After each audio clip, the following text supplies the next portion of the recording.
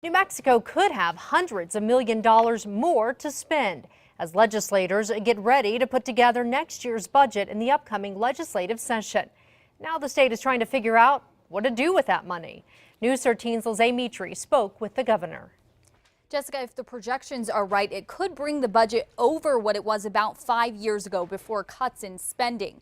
The governor says the extra money is thanks to spending based on priority and spending within the state's means.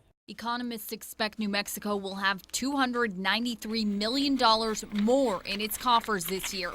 That could mean a 5% budget increase. But Governor Susana Martinez doesn't want to spend it all. It should grow about 3.5% to 4%, and that's where we expect it to grow.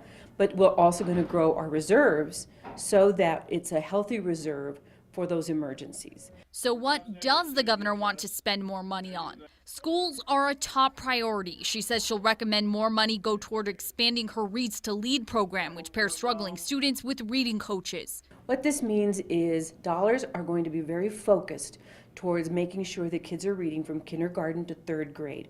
When asked about teacher raises, the administration says they're looking at strategies that stress student achievement. So any recommended raises wouldn't necessarily be across the board.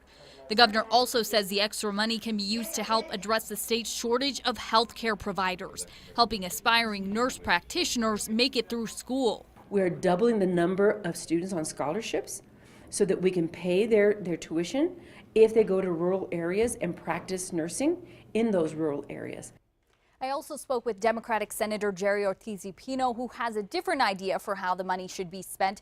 He thinks the state should do a massive infrastructure project that would fix buildings and roads and get people back to work. That or put money back into services that have seen major cuts over the years. Jessica, back to you. Okay, Lizzie, the legislative session begins on January 21st. The governor is expected to make her full budget recommendations in about 3 weeks.